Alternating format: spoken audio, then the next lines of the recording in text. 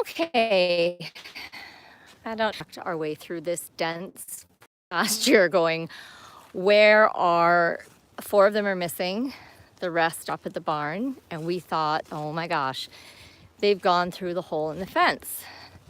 But now Gula's just caught sight of them. I still can't see them. Hi guys, it's Odie and Jax. She can see Odie and Jax. We'll just keep looking for them here. We're back inside their fenced wood now, thank God. So either they busted through the fence, they went out, had a little explore and a run around and came back of their own accord, which they have done before, so that's not entirely unlikely. Ah, there they are. Odie, Big Mama. Where's Taro? Oh, there he is. Oh my gosh, you guys. We were thinking about talking about boundaries on this live stream. And then Gula's arrived and I was like, we have a massive problem. There's a fence down and 4 of them are missing. And she's like, see, I told you, boundaries. Thank God. Because I was like, there's no way. Like, what are we gonna do? I have to go home, pick up the horse trailer, load it with alfalfa, because how are we gonna get 4 of them back if they've gone, you know, somewhere far away? We could halter Odie and Taro, and Juno and Jax would probably follow. But if Juno and Jax started running, then Odie and Taro would take off. So, and we had that happen when they got scared once. When these guys bolt out of fear, you can't hold them. There's no way, no how. Hey, Jax. Do you know you guys gave us a terrible fright? Hey, Junebug. Do you know that? Do you guys want to tell us what happened to the fence? Was that you, Mama? Or was that Jax? Remember that time, Gulas, we took the other 2 out and Jax was so mad, he popped the board off the fence. It was a solid wood fence, but he got so mad. Do you remember what he used? Was it his head? His whole body. His whole body, yeah. Yeah, he just rammed the fence and we were like, Jax. And then we talked to him, we said, please don't do that. We promise you we'll come back, we'll get you.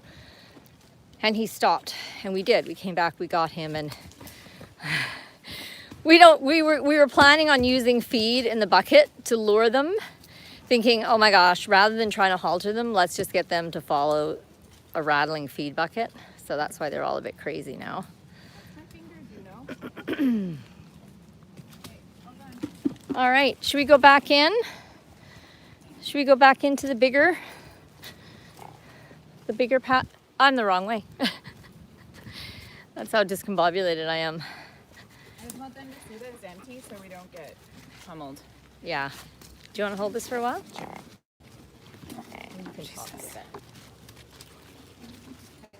Are we done?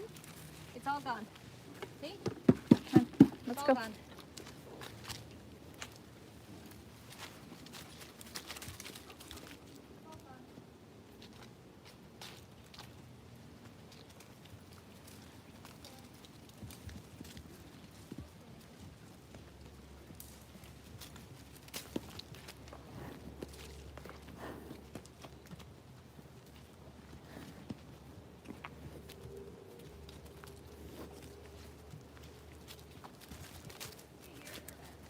Yeah, it's lovely, isn't it? Yeah, it's really nice here. Talk to these guys. She's really amped up. Odie is super hyper right now, so I'm willing to bet they did go out and came back. Because for her to be this, like she almost stepped on me, which is really unusual for her. So.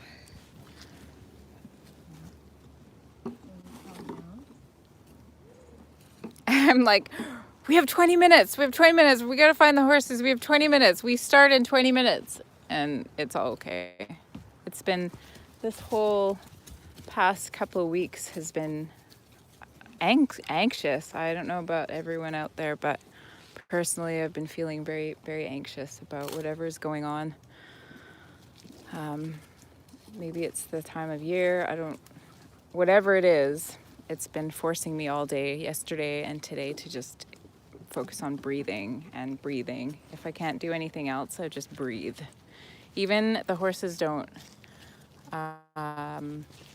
make me feel better oftentimes if I just come here, but lately it's just been, I don't know if we humans just have to go through that process of feeling everything and allowing for it to move through us like water. So everyone talks about the concept of surrender, and I've come up with a lovely term of acquiesce, because water, aqua, it sounds like water. So instead of surrender, it feels like it doesn't feel so unwilling, or acquiesce feels like a place of empowerment rather than surrendering, which to me sounds like you're just kind of giving up in a sense. Anyways, that's my blurb for the moment. It'd be great to hear what you all think about those terms, surrender and acquiesce, and the difference of. So this is a new little dog who is getting used to horses, and I'm just going to pretend I'm not concerned about him and that he's going to just find his way by watching what Kumbi does. And he has no fear, and it's interesting how the horses don't respond with aggression because he's not fearful, where Sai is, my other dog, is fearful, and they seem to have a much more aggressive attitude towards him. Another interesting note. So this is where they broke out.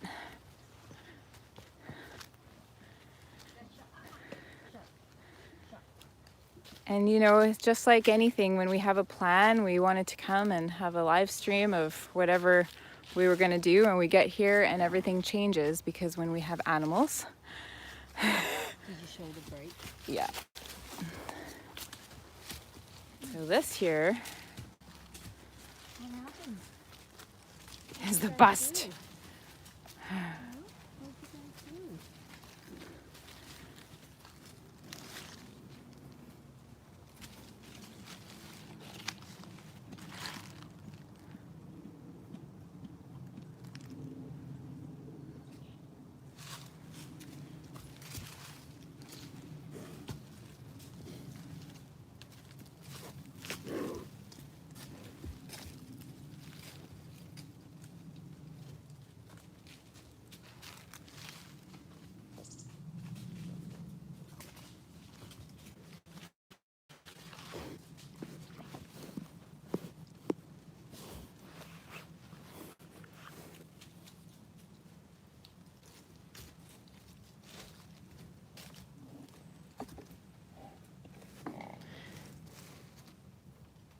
And this time there's so much silence when Jeannie and I come together.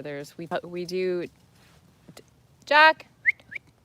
We do discuss things and bounce ideas off, but there's a lot of silence.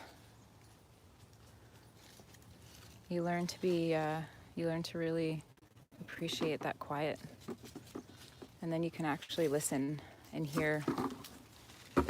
By listen and hear, I mean pay attention to what thoughts come up and what images come up and where your eyes go, like the last live stream. And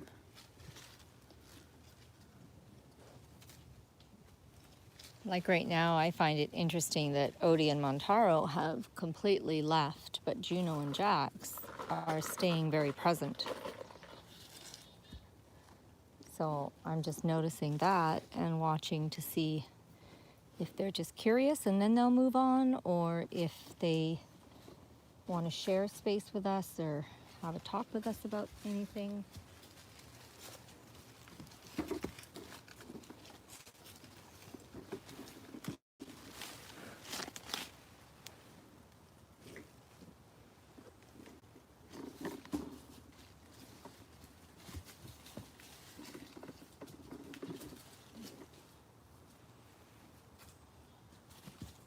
The light on his body, it looks so beautiful.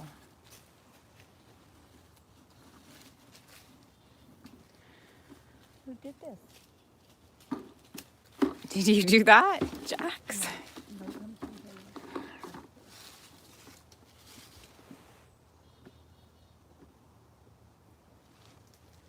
So if we're going to talk about boundaries, we're standing right in front of a break in the fence. And we could be really worried about these horses going through it, or we could just be really calmly standing in a space of that is not going to happen. No way, no how, no threats. It's just that we're not going to let it happen. Okay, so he's given a little. And Jax is an amazing teacher for boundaries, because if you get big with him, he just looks at you with disdain. He's really like, oh, are you a loser that you have to get that big? So he's a wonderful teacher for being able to get your energy strong, but in a very respectful way. Where's Mama? Mama's calling you, Junebug.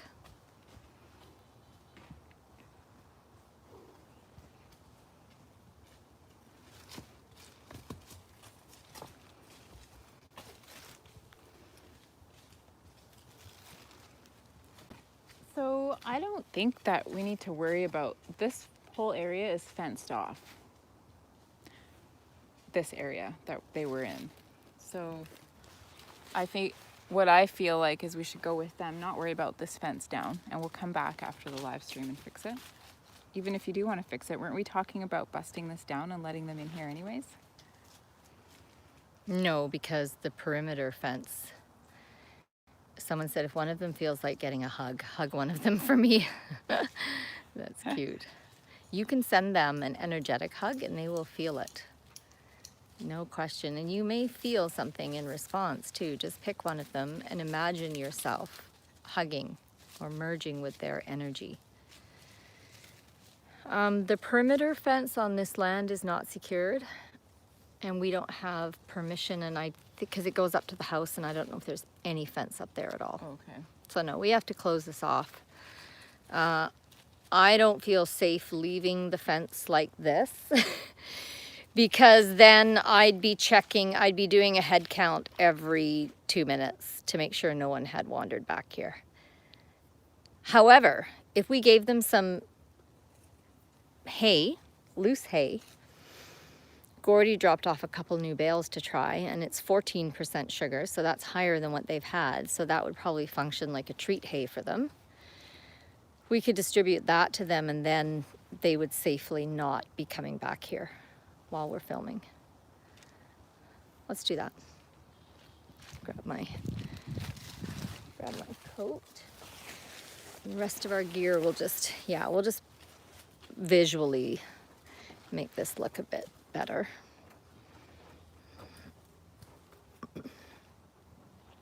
All right, let's go see the rest of the gang. Hey, little Jack, you're doing so good. And Big Kumba Bear, are you taking care of him? Yeah? Not really, he's pretty independent. So we're coming out of the woods, and this is the front of the property. Well, about, not the front, but the part that skirts the house. So you can see here, I put a mesh because otherwise they would have pushed these boards off to get to this beautiful green lawn in behind here. See, and they're not far. Yeah, should we get you some hay, Mama?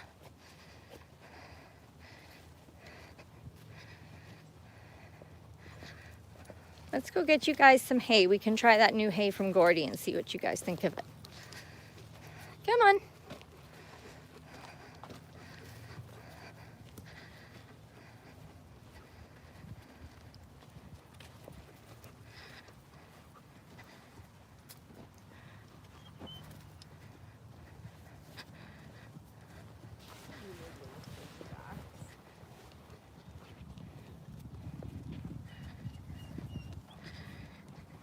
You can see the winter has just started here.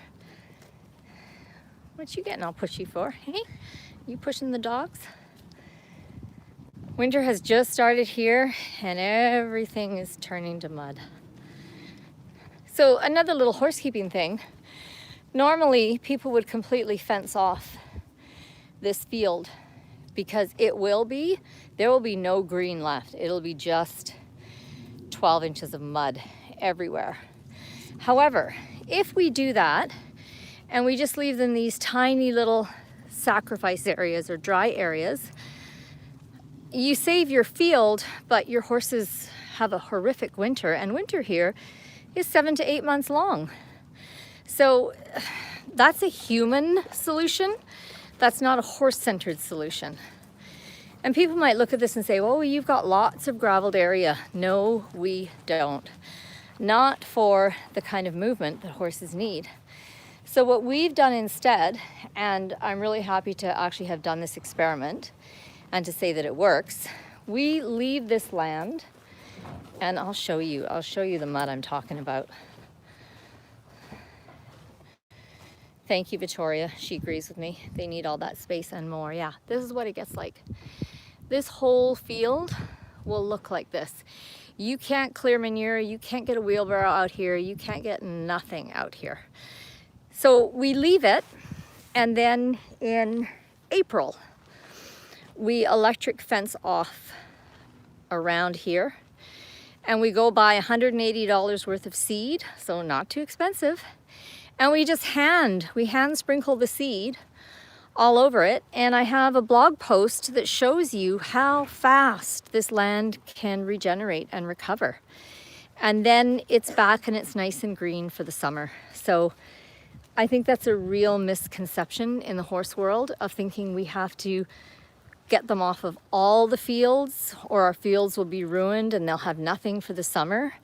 No, you can leave them for most of the winter. Let them trash your fields.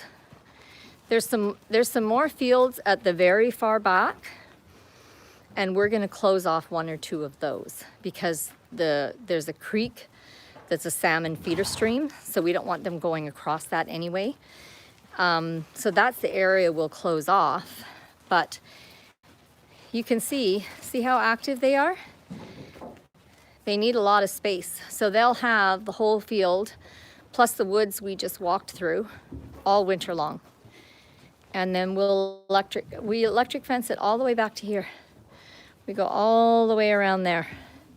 And it takes, well, if we had 6 hours, we could do it in a day, but we've even done it in 2 days and it's been okay. So it's not a huge job.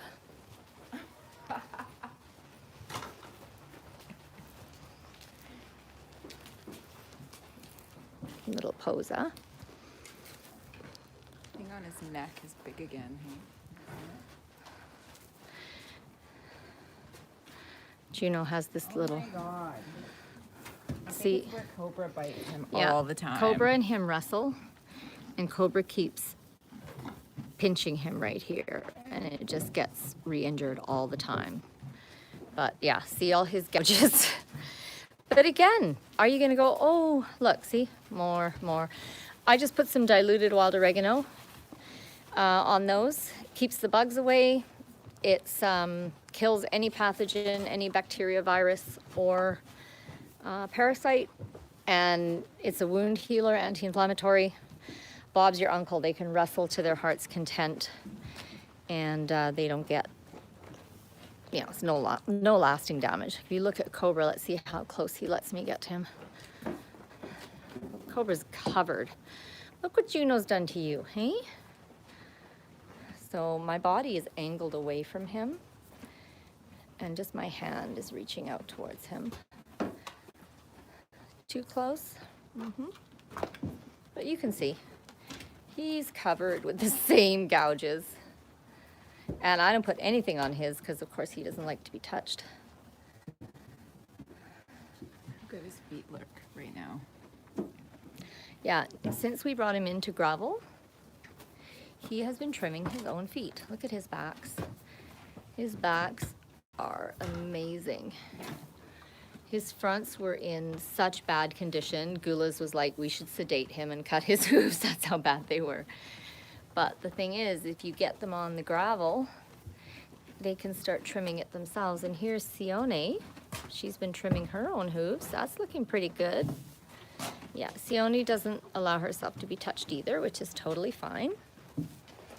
Sorry, love. I was like too much in your face. Hey. And here comes Big Mama. Your hooves are looking spiffy too, Mama.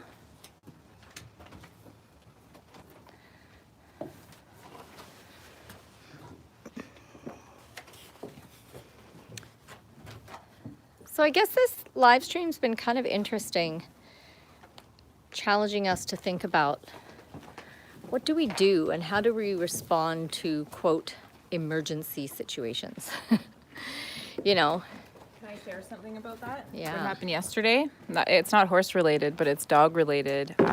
This little dog is actually my mom's dog, and he doesn't have street smarts, as in cars and people. He jumped out of my car yesterday when we had just finished a walk, and he jumped out of my car and chased my mom down the road. My mom had her music on, so she couldn't hear me yelling. And I was calm, I was just yelling for her.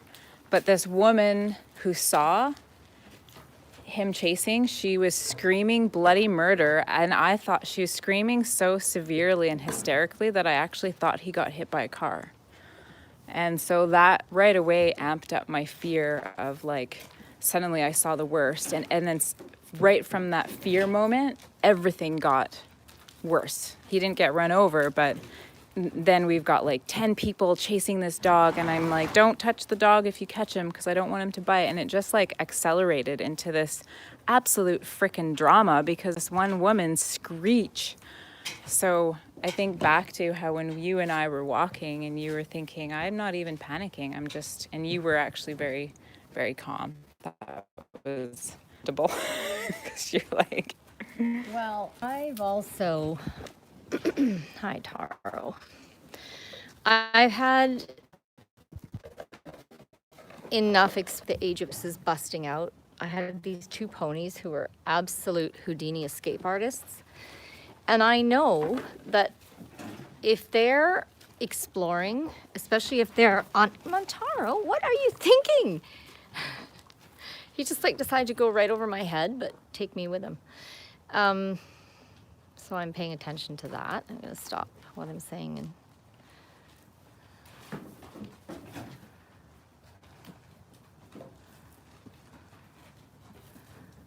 yeah, okay, we didn't give you the hay.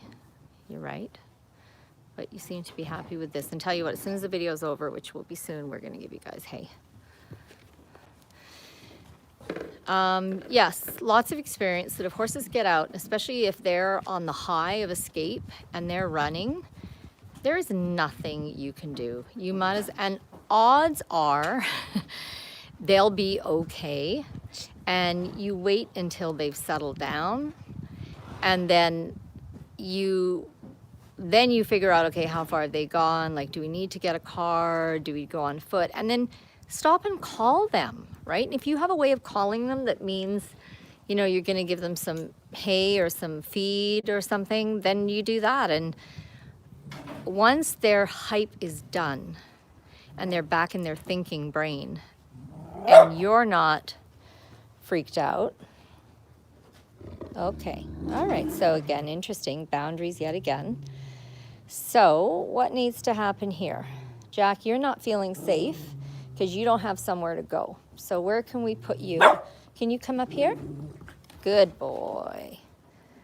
Good boy. I don't know if that's going to make you feel any safer, but maybe on Gula's lap.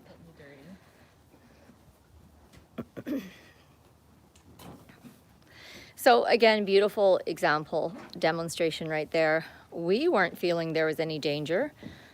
All the horses are gone, right? But that's not Jack's reality. And what matters is not my reality or Gula's reality. What matters is Jack's reality, because he's the one saying, I don't feel comfortable. I don't feel safe. And Kumba was getting impatient, going, what's your problem? Why are you getting so aggressive? Remember, underneath aggression is always fear. So just yet another thing right there, a demonstration. We had a problem. It could have quickly escalated. Instead, we moved to calmness and we just dialed in, okay, what's the problem? What really is asking to happen here? Someone just posted a question about the slow feeders. Do we fill these twice a day? No, we most certainly do not. We fill once a day because we have lots of them. And we've got another one behind there, and then we've got a bunch out in the shelter here. My preferred goal with horses is I only want to fill these feeders once every 2 days, because that takes pressure off, and it means that there's no pressure on them for food supply. There's no pressure on me to be out here day after day. What if something happens? What if, you know, I can't get here or my barn help can't get here? If it has to be done daily, or God forbid, 2, 3, 4 times a day, don't even talk to me about that. I don't like it. I seek to find the least amount of pressure so that our time together can be as relaxed and in as much flow and ease and safety as possible. Because here's the thing, pressure is an energy. So these horses right here, they've been wild their entire life. That's Cobra and Kalia. They've never had 24/7 abundant, yes, darling. She just blew out through her nostrils. They've never had 24/7 abundant food. They don't know what that feels like. So they come here and we're like, this is 24/7. It's low sugar hay. You can eat as much as you want. And of course, they're gonna gorge themselves. Cobra's got a lot better, but he was actually super butterball the first month he was here. Gulas and I started talking to him. We're like, do you want to give yourself diabetes? Because, you know, there's no need. And of course, it's your choice, but maybe you want to slow down. The hay's not going to go away. The key is to have it be low sugar. You cannot do slow feed like this with sugar that's, 14% maybe, but ideally you want to be 12, 9. I've even had 6% non-structural carbohydrates. That's the total sugar count. So in order for horses to feel that safety, to feel no pressure around food, there has to be no pressure around food. So if they're waiting for their food at any time, energetically, food is scarce. When these things are filled, like what I've designed, the number that I've given them is enough so that they're filled in the morning. When we come here tomorrow morning, they are not empty. Very, very critical. Some of them may be empty, like this is a big 4-horse feeder, and they're off at the little, you know, I don't even know how many that is, but it's about half the height as well. So there's only a little bit of hay that goes in there. So that one will be empty, but this one will not. And there'll be enough stations that are not empty that all of them can feed without worrying about getting their food. Because see, if you've got a lower ranking one like Macaw here, he can get locked out, and so can Zora. So I love for my illustration the fact that they are the two right now who are not at a feeder. So that brings us to this one. So my idea originally was to have them come out, and this would be like the overflow if they're really stressed and things are tight. But as you can see, that's not going to work at all. So we're going to be emptying that hay net out, and we're going to carry that in, and we're going to put it right there so that they can be undercover for one side of it. And that gives another overflow feeder right here where there's still plenty of room around it. So this is another point. When you're structuring your feeding stations, your human idea of enough room around a feeder is not the horse's idea.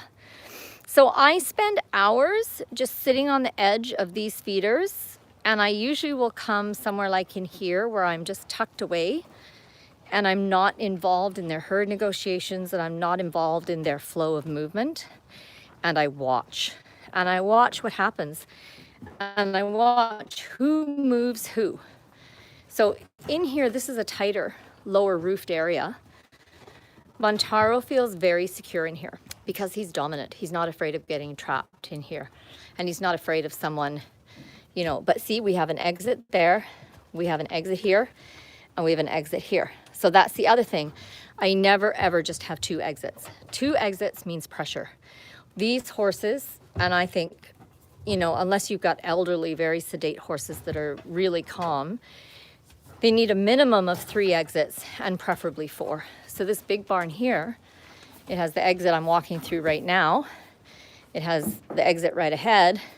It has the exit there. And then we opened this whole corner up because this corner being closed put a lot of pressure on this area. We've closed this because that's a manure pit on the other side.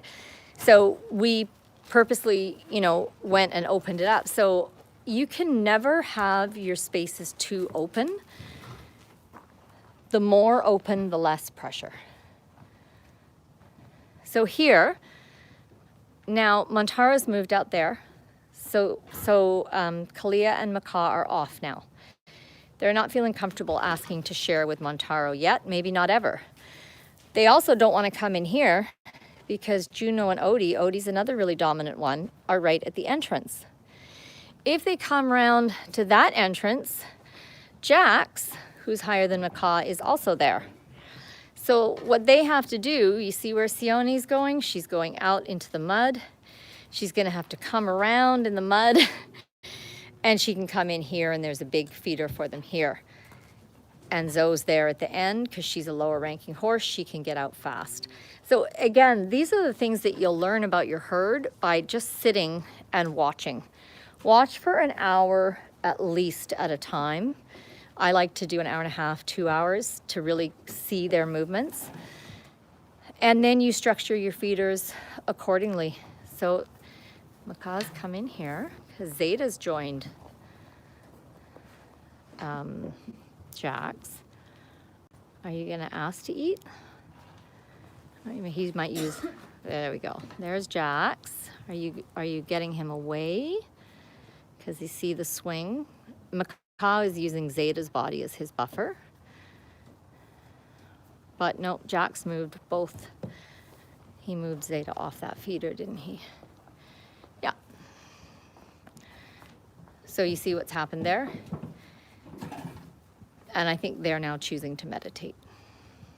But Jax has completely blocked all passage with his body when Macaw was thinking of coming in. So these are the signs that we watch for of them communicating.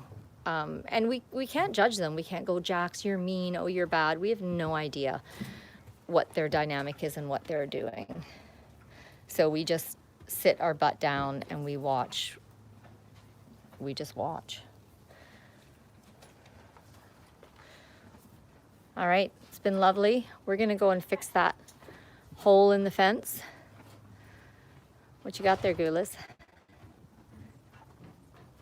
Cornet band's peeling. His cornet band is peeling. Probably from all the extreme weather changes. we had like the desert, and then we had England.